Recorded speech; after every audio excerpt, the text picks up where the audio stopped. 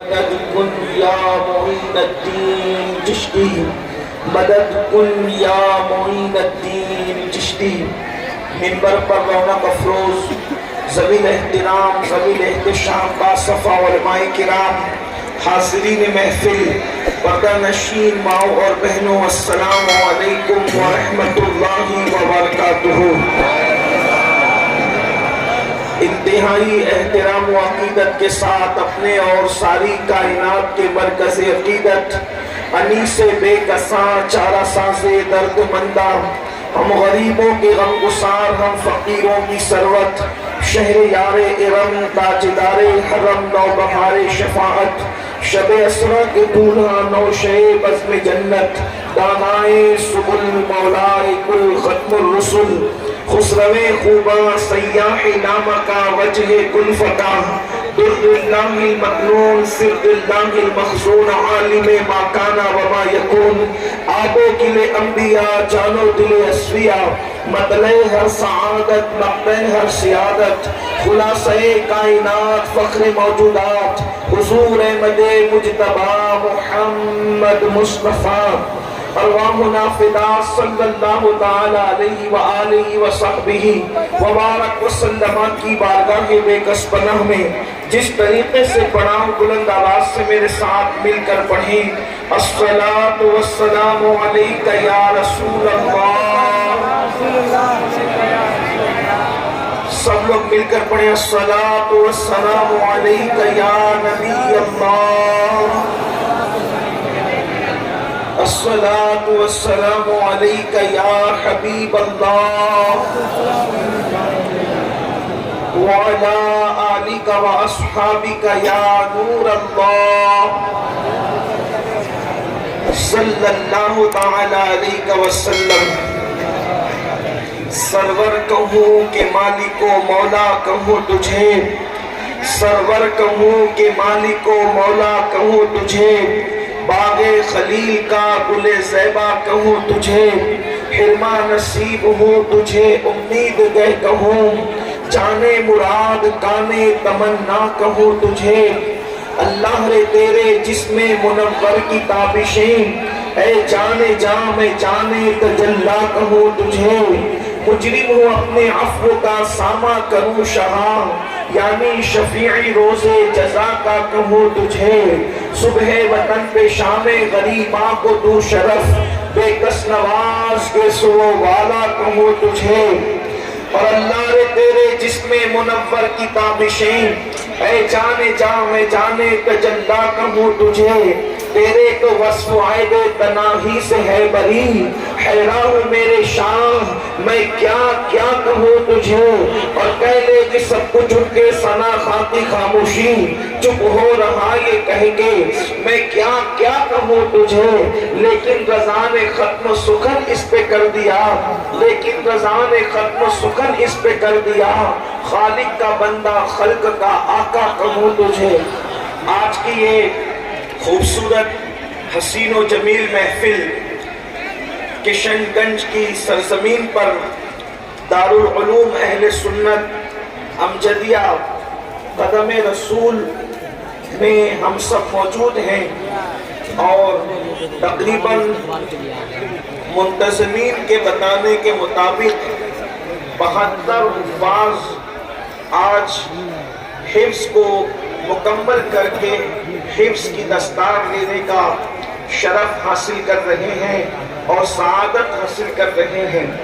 مجھ سے بیشتر آپ نے مجھ سے بہت بڑے اہل علم، اہل دانش، خطبہ اور مفکرین سے ان کے خطابات سماعت فرمائے ہیں۔ میں اپنی جانب سے دارالعلوم کے ناظم اعلیٰ حضرت حافظ و قاری محسن رضا صاحب تحسینی اور ان کے تمام رفقا کو اور تمام اساتذہ کو مبارکباد پیش کرتا ہوں کہ یقیناً ایک بچے کو حافظ بنانا آسان نہیں، لیکن 72 حفاظ انہوں نے قوم کو عطا فرمائے، اور وہ بھی 72 نہ 73 بنائے نہ 71 بنائے، بلکہ 72 بنائے، اور یہ 72 کا عدد کربلا والوں کا عدد ہے۔ تو آج کی اس محفل کو بڑا رنگ ہے اور اس پر عشق و مستی کا رنگ چھایا ہوا ہے۔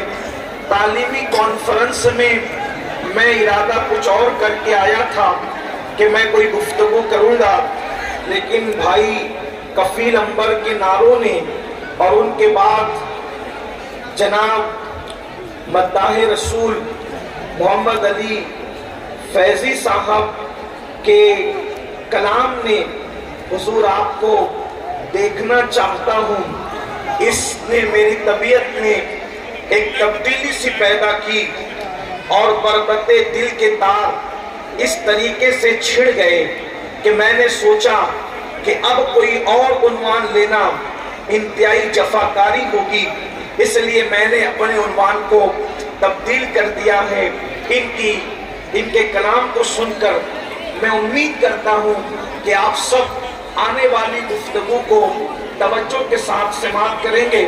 یقیناً میں بار بار آپ سے یہ نہیں کہوں گا کہ آپ خاموش رہیں یا سبحان اللہ کہیں، کوئی بات نہیں ہوگی، صرف آپ کو اپنے عشق رسول کا ثبوت دینا ہے۔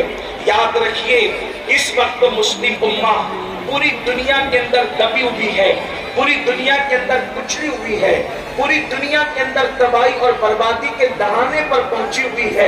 یاد رکھیے کہیں پر مسلمان زمین کا کوئی خطہ ہو جہاں مسلم حکومت ہے یا غیر مسلم حکومت ہے، کہیں پر لوگ چین اور سکون کی سانس نہیں لے پا رہے ہیں، کہیں پر کوئی مسئلہ ہے، کہیں پر کوئی مسئلہ ہے، ہر جگہ کسی نہ کسی مسئلے سے مسلم امہ دو چار ہے۔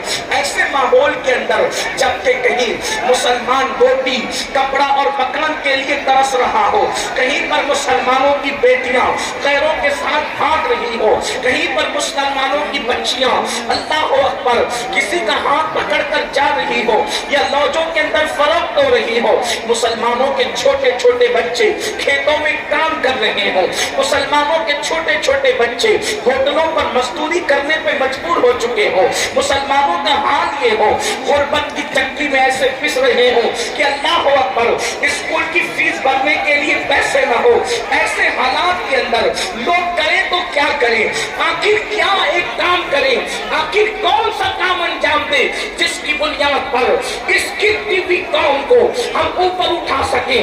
اللہ اکبر آخر کیا اس قوم کو پیغام دیا جائے کہ کچلی ہوئی قوم پھر سے اٹھ کر پورے قد سے کھڑی ہو سکے، آخر اس قوم کو وہ کون سا پیغام دیا جائے، کس طرف اس قوم کو لایا جائے۔ اللہ اکبر کس قوم کو لایا جائے، کس قوم کو کس مقام پر لایا جائے جس کی بنیاد پر اللہ اکبر یہ قوم اللہ اکبر دلدل سے گناہوں کے نکل کر عزت اور تقوی کی شاہراہ پر آ سکے۔ میرے پیارے آقا علیہ السلام کے پیارے دیوانوں، تو مجھے تو کوئی عنوان سمجھ میں نہیں آتا۔ یاد رکھیں میں علم کا مخالف نہیں، بلکہ میرا نظریہ تو یہ ہے اللہ کے رسول صلی اللہ علیہ وآلہ وسلم نے 23 سال کی قلیل مدت کے اندر جو پوری دنیا میں شرق سے لے کے غرب تک انقلاب پیدا کیا تھا وہ خالص تعلیمی انقلاب تھا۔ لیکن یاد رکھ صرف تعلیم اپنے مسئلے کا حل نہیں ہے، صرف دولت اپنے مسئلے کا حل نہیں ہے، صرف عبادت اپنے مسئلے کا حل نہیں ہے، صرف سیاست اپنے مسئلے کا حل نہیں ہے، صرف اللہ اکبر نعرے اپنے مسئلے کا حل نہیں ہے، صرف کانفرنس اپنے مسئلے کا حل نہیں ہے۔ آؤ گرتی ہوئی قوموں کو اٹھانے کے لیے ایک نسخہ ہے، باقی قوموں کو تقوی کا شعور دینے کا ایک نسخہ ہے، اور وہ نسخہ کیا ہے؟ اللہ اکبر انقلاب ہمیشہ قلب والوں سے آتا ہے، دل والوں سے آتا ہے، اور دل کے اندر کیا ہوتا ہے جو انقلاب آتا ہے؟ یاد رکھنا عرب کی وہ بوریا نشین قوم جو نمک اور کافور میں فرق نہیں کر پاتی تھی، اس قوم کو کیسر و کسریٰ کا تاجدار جس طاقت نے بنایا تھا اس کو عشق مصطفیٰ کہتے ہیں، اس کو محبت رسول کہتے ہیں۔ جو مکے کی زمین پر گھسیٹے جاتے تھے، اگر وہ کعبے کی چھت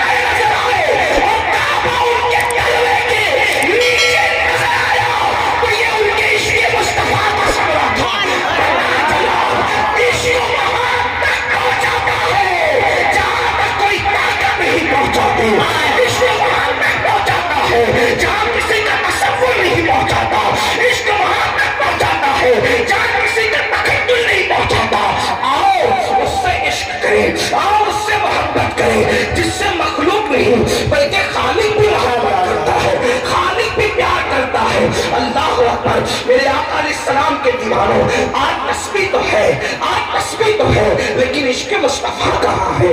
اللہ اکبر، آج نماز تو ہے، نماز پڑھنے والے رسول کی محبت کہاں ہے؟ آج تلاوت قرآن تو ہے، لیکن صاحب قرآن کا عشق کہاں ہے؟ آج سنتوں پر عمل کی باتیں تو ہے، لیکن جس کی سنتوں پر عمل ہو رہا ہے اس کا عشق کہاں ہے؟ اس کی محبت کہاں ہے؟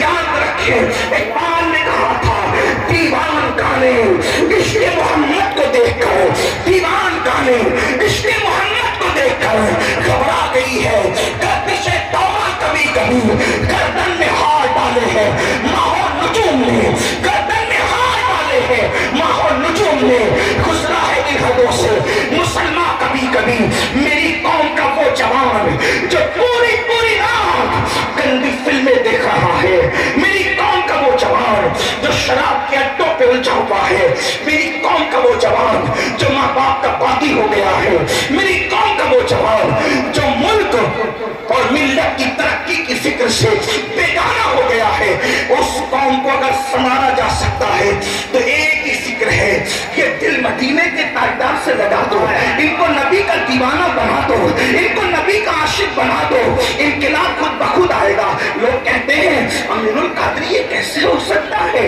کہ کوئی نبی کا عاشق ہو اور نماز بھی پڑھنے لگے؟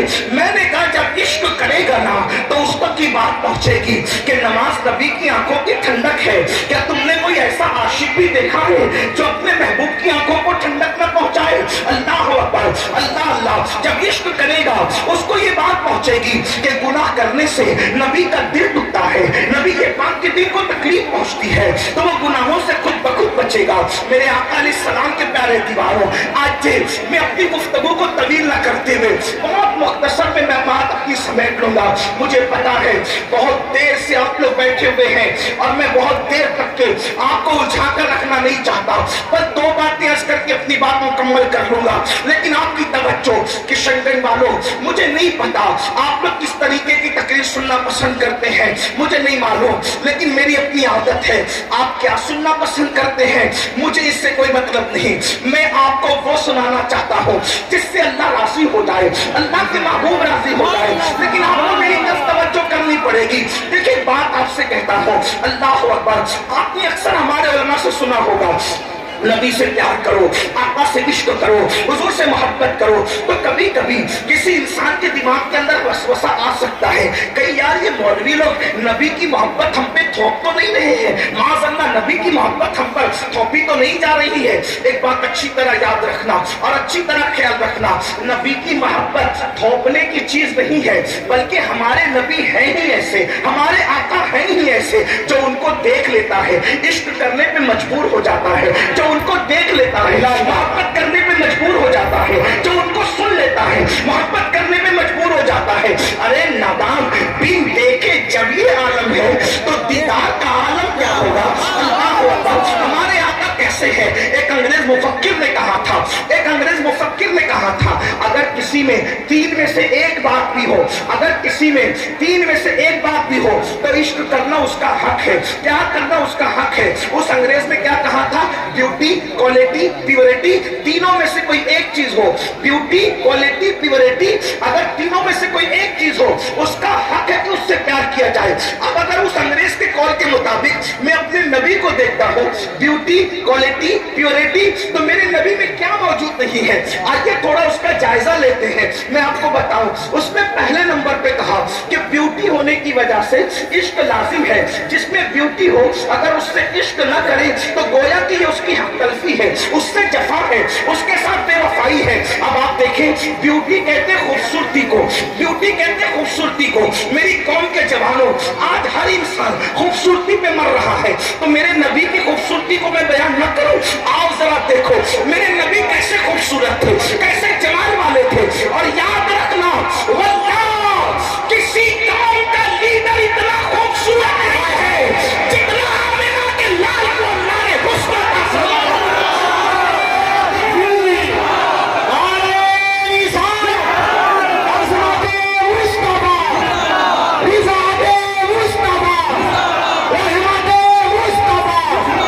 دیکھو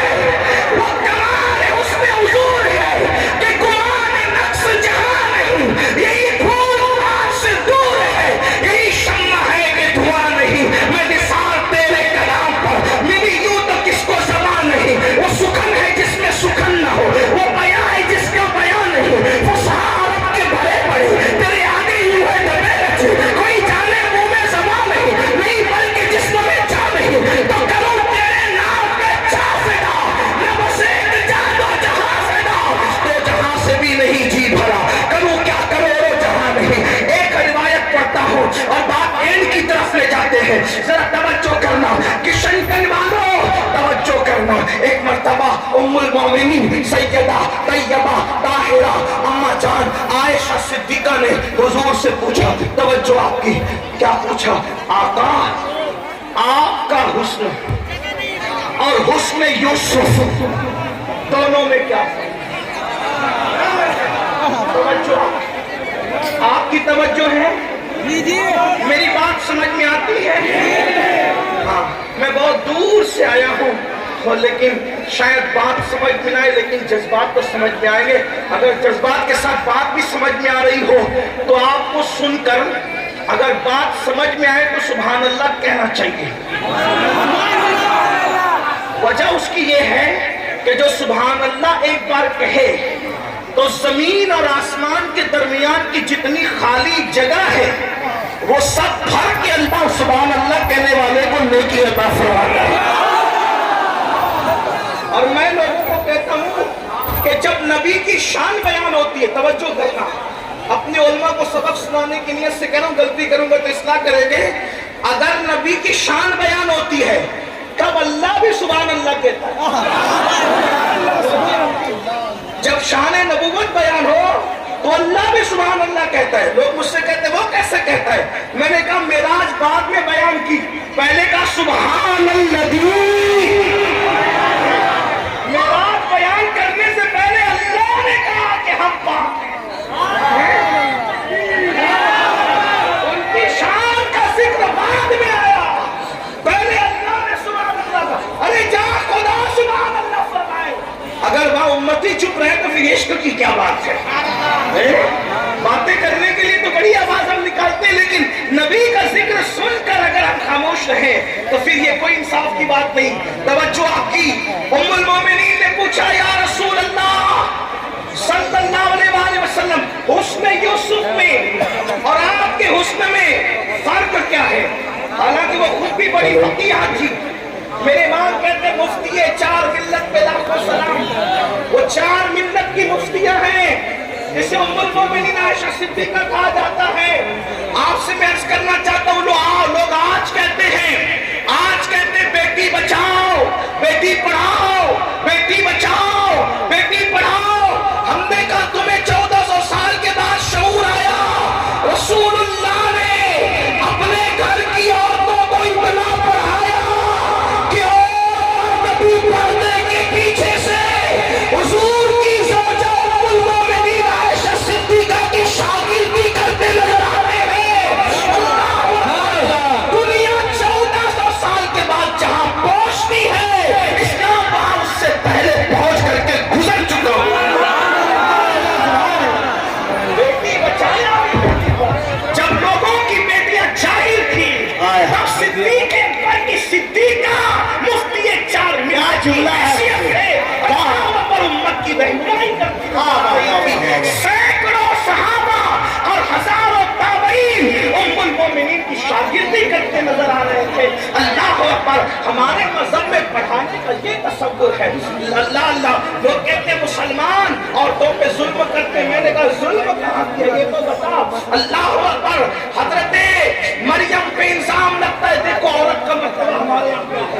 حضرت مریم پہ الزام لگتا ہے، انہی کے ننھے شہزادے سے برات کروائی جاتی ہے۔ حضرت یوسف پہ الزام لگتا ہے، زلیخا کے ننھے سے، اس کے خاندان کے بچے سے برات کرائی جاتی ہے۔ لیکن جب محبوب کی زوجہ پہ منافقین الزام لگاتے ہیں، اگر اللہ چاہتا تو زمین کا ذرہ ذرہ اما عائشہ کی طہارت کی گواہی دیتا، مگر منظور نہ ہوا۔ اللہ نے محبوب کی بیوی کی طہارت خود بیان قرآن میں فرمایا۔ یہ شان والی خاتون ام المومنین عائشہ صدیقہ، وہ پوچھتی ہیں، بڑی شاعرہ تھی، عالمہ تھی، بلکہ ایک مرتبہ حضور ان کی گود میں لیٹے ہوئے ہیں، حضور ان کی گود میں سر رکھ کر کے لیٹے ہوئے ہیں۔ تو ایک مرتبہ وہ رات کا ٹائم ہے، وہ چاند کو کہتی ہے شعر میں، اے آسمان کے چاند، او آسمان کے چاند، تو صرف رات کو چمکتا ہے جب سورج نہیں ہوتا، ذرا میرا چاند دے، یہ تو رات کو بھی چمکتا ہے، یہ تو دن کو بھی چمکتا ہے۔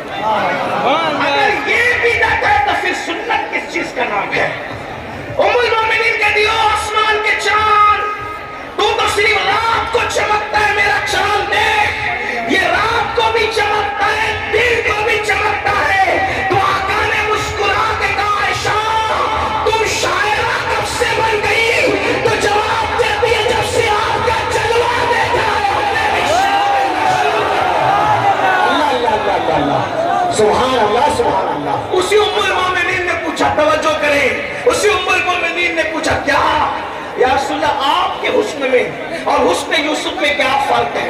فرق کیا ہے؟ حسن یوسف پہلے سن لے، تھوڑا سا اشارہ دے دو. حسن یوسف کیا؟ حسن یوسف کیا؟ حسن یوسف یہ محفل میں بیٹھ جائے بے نقاب ہو کر تو محفل روشن ہو جائے، یہ حسن یوسف ہے. کھانا کھائے تو حضرت یوسف کے حلق کے نیچے لقمہ اترتا ہوا دکھائی دیتا تھا، یہ حسن یوسف ہے. حضرت یوسف کا حسن یہ، عورتیں دیکھ لیں تو اللہ اکبر، دیکھ کے انگلیاں کاٹے دیکھ کر، بلکہ کاٹے نہیں، انگلیاں کٹ جائے حسن یوسف کو دیکھ کر، تو انگلیاں کٹنے پر درد محسوس نہیں ہوتا، درد کا احساس نہیں ہوتا.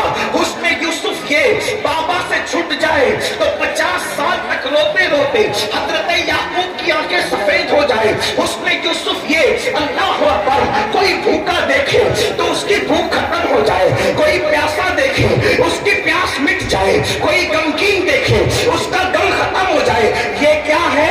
حسن یوسف ہے. اب ام المومنین پوچھ رہی ہے، اب توجہ کرنا، یہ بات مس نہیں ہونی چاہیے کہ شنگن والوں، حسن یوسف میں اور حسن مصطفیٰ جان رحمت میں فرق کیا ہے؟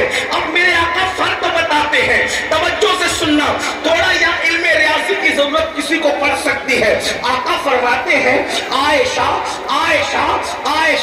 میں اللہ نے، توجہ، اللہ نے اپنے نور سے میرے نور کو پیدا کیا.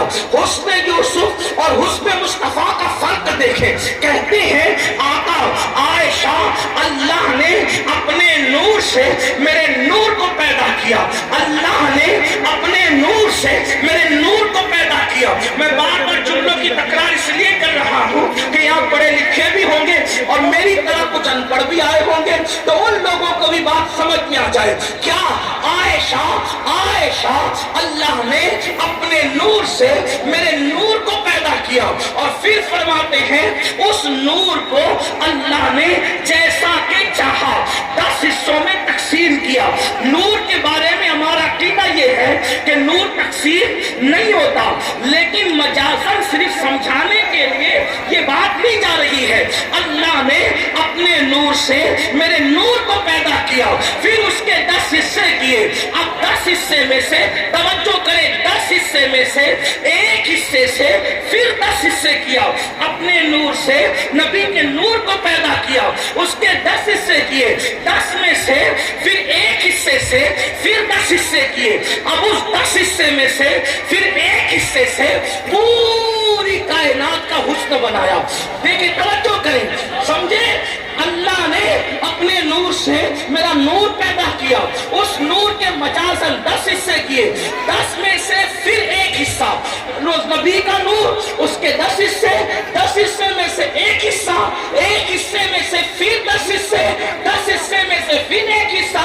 اور اس ایک حصے میں آقا فرماتے ہیں پوری کائنات کا حسن پیدا کیا. پوری کائنات کا حسن مطلب کیا؟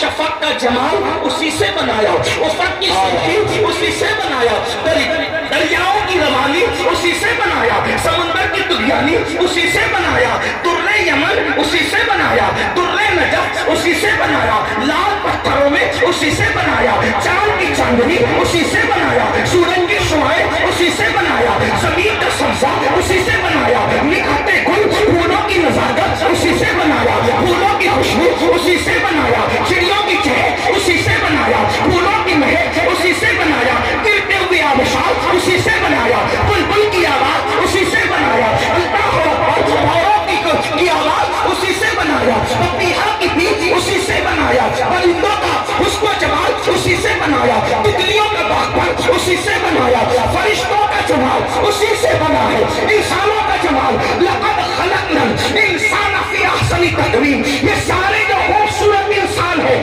کس سے بنے؟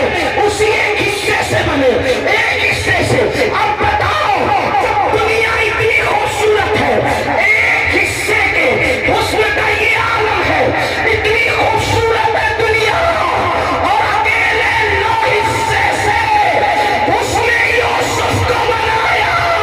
اور حسن یوسف جس کا 9 حصہ ہے، اس کا